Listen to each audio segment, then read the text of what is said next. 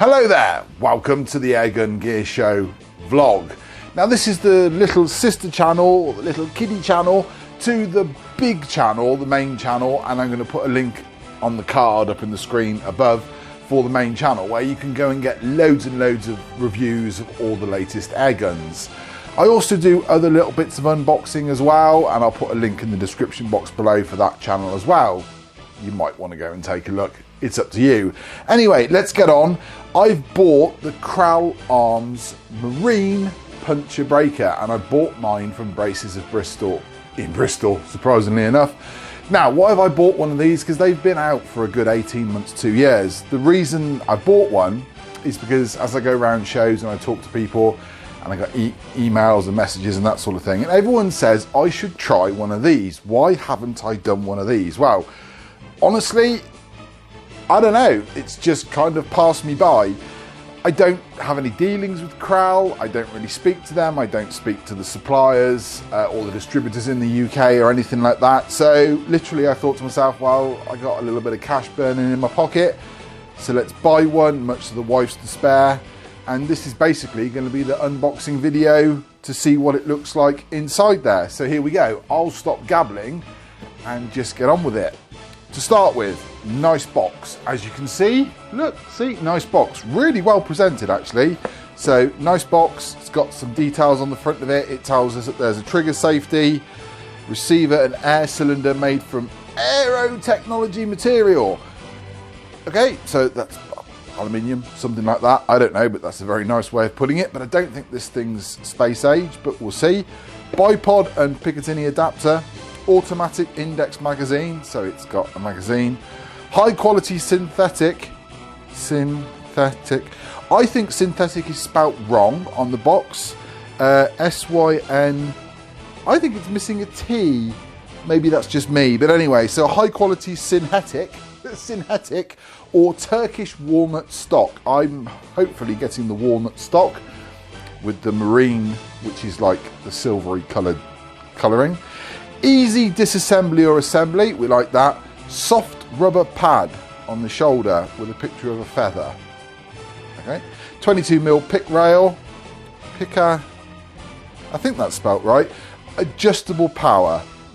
Okay, so it's got a power turner on it, that's great. And then it says 1,250 feet per second from a 4.5mm, 4.5mm 177 pellet. Great.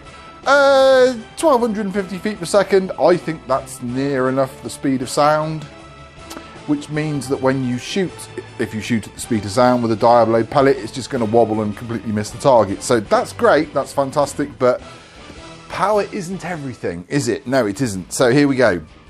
So there's the box. Mine is 177, well that's what I've asked for. So let's go ahead and open it. Here we go. Whoa, look at that. That's quite nice. It's nicely padded. Yeah, nicely padded. I've got an instruction manual, which we'll look at in a minute because I want to look at the gun. And let's go ahead and take the important bit out. Okay.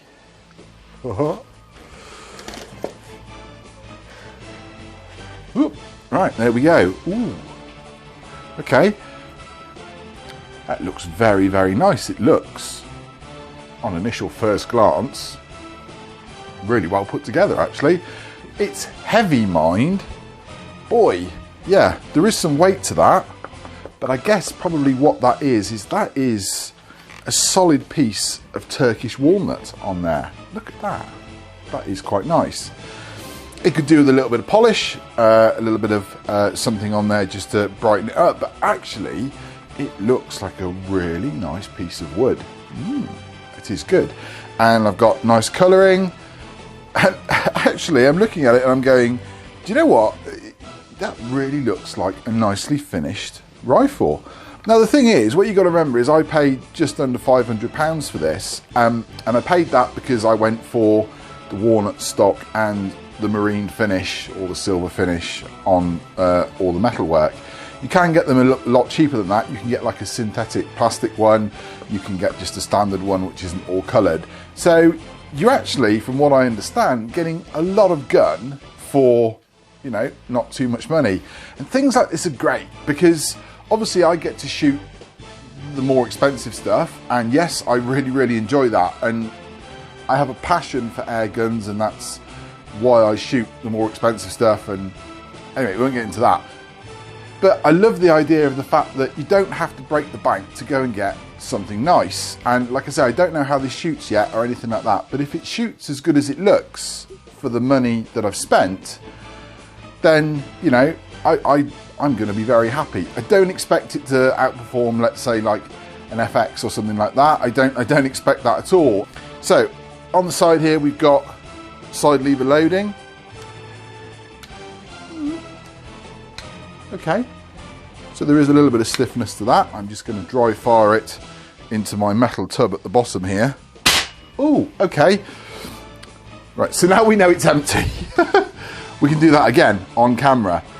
So, side lever there is some pull to it, without a doubt, but it is nice and smooth. I can say that straight away. The trigger, from just doing that just there, and I know the trigger is adjustable. Here it goes. It's quite a stiff trigger at the moment. Stiff. There's virtually, ooh, it's got some bark. There's virtually no stage to it. It's just sort of like a firm pull and it goes off, which is fine. But apparently it's adjustable in there, so I shall have a look at that later on and see what I can do with that. But no, that's a nice, it's a firm action, I would say, but I'd rather have a firm action than a loose, woolly action, if that makes any sense. And there's definitely, you know, some meaningful purpose to that. So there we go. So we've got the side lever. On the side there, you've got a resettable safety. There's a little power wheel there. And looking on that side, you've got what? 1, 2, 3, 4. You've got 5 stages on that power wheel. Cheek piece on the top, which has got a screw there, so I assume it can be moved. So you've got the side lever going down to the barrel end. You've got, I think, yes, you've got your pressure gauge on the front there, and obviously your filling port is on the bottom there, where you can see it. I think this is a 280 cc cylinder in there. You've got a barrel which I think is made by Kral. I'm pretty sure it is, but don't hold me to that because I haven't done research completely on it. But it's definitely made in Turkey because it says on the side there that it's made in Turkey. And on the front, that bit on the front there, which is like the brake, does look quite similar to what you get on the front of an Air Arms S200. But I know the one on the Air Arms S200 nowadays is plastic, and that one is definitely metal. So you've got a 1/2 inch, I think that's 1/2 inch, UNF thread on the front there, so you can put a moderator on the front. And like I say, judging by how much that just barked when I pulled the trigger, if you're a hunter or pest controller, you're going to want to put a silencer on the front there. Picatinny rail on the top, and then you've got a rubberized fixed shoulder pad just there as well. So I'm looking at that and I'm thinking, do you know what? That don't look half bad. It really doesn't. It's very nicely finished. On the bottom, there's some sort of adapter there, I'm guessing for something in the box. But let's go ahead and just put that down a minute and just see what else is in the box. Okay, so yeah, that makes sense. I do know a little bit about this one. So what we've got here is a mount for the bottom, which you screw on. So there's a Picatinny Picatinny, whatever you want to call it, weaver rail, 22mm with a screw that you can put on the bottom. And I guess that what you can then actually do is, you've got this brass thread here, you can just go ahead and sort of screw that on like that. Okay, which I'll do that in a minute. But that's quite good actually, because that means that you haven't got to do any drilling into that nice wooden stock there. Then what else have we got? Well, we've got a little bag of bits. Let's go ahead and just tip those out just there. Oh. filling probe for putting your air in, and then that's a single shot tray. Look at that, single shot tray. I like that. So let's just go ahead and just see how that pops in. Like that. Yes, it's grooved. Look, for the single shot tray. Is that the right way around? No, I've put that in the right way around.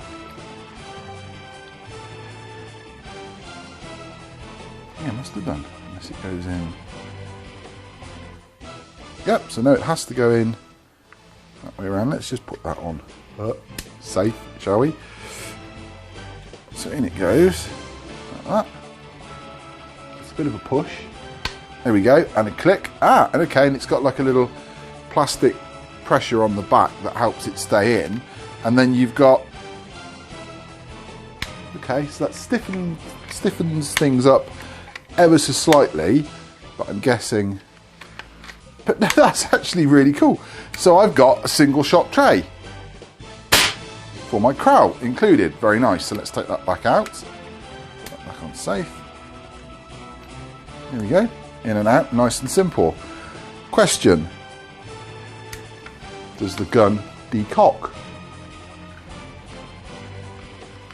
Yes, it does. So that's very nice. The gun decocks as well. Right, put it down, Giles. Carry on. What else have we got in the box? So we've got some Allen keys, single shot adapter, and then we've got some O-rings. Look, if you can see those. Some O-rings included. So there's obviously, you can do running repairs. Now there was a Mark 1 kral puncher breaker thingy. This is the Mark 2, and they say that this has got improved accuracy. So kral obviously learnt a lot from the Mark 1. And apparently the Mark 2 is a lot better. But anyway, there's some running repair bits there as well. Now the magazines, which everyone wants to look at. Let's dig these out gently. And the good thing is you get one. Oop. There we go. And you get two, so you get two mags in there. And I'm looking at it and I'm thinking, okay, so it's, yeah, it's exactly the same as what I'm used to with the FX one, I think. Probably, is it one in there, or is it? Okay, need to investigate that myself. I'm not too sure whether it's one in the top straight away, because you could put one in the top and then let it rotate. If I looked at the manual, it'll probably tell me, wouldn't it? So there we go. Let's have a look and see what the manual says. So it's a nice manual, nice and firm and sturdy manual, and it tells me. Do you know what? I'm just going to get some. Bit confused. I'm actually just going to get some pellets and try it. Okay, so it's 177. So let's go from where we started from, which is there. And it's nice, it's got a little number counter on there as well, look, so you can see what shot you're on. And it goes up to 14. So it's a 14 shot mag. So around we go. And do I drop that one in the top or the bottom? Well, let's find out. In the top. Okay, in the top. And then, okay, so it's kind of like what I'm used to with the FX. Oh, that's the wrong way around. Okay, so it's going to be that way. Now, if I've got that completely wrong, I'll let you know in the review that I put out on the channel, the main channel, a little bit later. But let's just go ahead and drop some pellets in. If that is the way you load the magazine, the pellets drop in there really, really well. And there doesn't seem to be any sort of like O-rings pushing against it to help deform the pellets or anything like that. Seems to be loading really nice and easily. It's making me scratch my head. But what we do now is we pretend that this is the probe. So this is my logic. So if I go push, yeah, and then it springs round. So that's really clever. So push, next pellet, push. Okay, so that is how you load the magazine.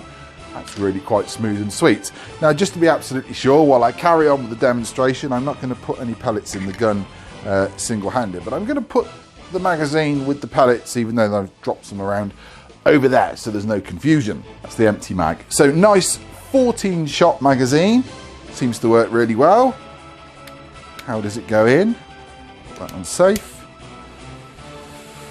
Ta-da! So I'm guessing... dropped it. This is me learning here, everyone. Okay, so I'm lining up the plastic ridge on the outside. Oh, okay. Very different. So I'm learning here, everyone. So the mag goes in round side first, look. So you're lining up this plastic ridge here. So round side first. In it goes, look, like that. Very nice. And then, okay, so it's then got an empty space on the mag itself, so the bolt won't go forward when the mag's finished, which again is quite good because you know when you're on your last shot. Just decock that. So that's about it, really. You've got loads of things in the instruction manual. It's possibly not worded in the most helpful way. Without doubt, but the pictures do sort of kind of make sense. Oh, that's interesting as well, look. They also give you ballistic diagrams, pellets, which is good, something that you can learn on. And you've also got a complete breakdown of all the bits in the rifle and how it works. That is the Kral Marine Puncher Breaker. What a name. And it looks really, really good. I've got 2 magazines, single shot tray, weaver rail included. I've got probe, spares, tools, and I've got a lovely piece of Turkish walnut, which I shall be buffing up with a little bit of oil or something like that in a minute. Nice coloured cylinder and barrel. All seems to be nice and firm in there. And that's it. I'm going to put a scope on it. I'm going to then shoot it, and I will put out a main review in the next, I don't know, couple of weeks or something like that on the main channel, which again, there's a link up there too on the card. So that's it. That's the Kral Arms rifle. I've got one. Stop telling me to get one. And I'm looking forward to shooting that. There we go. Thanks for watching. Cheerio.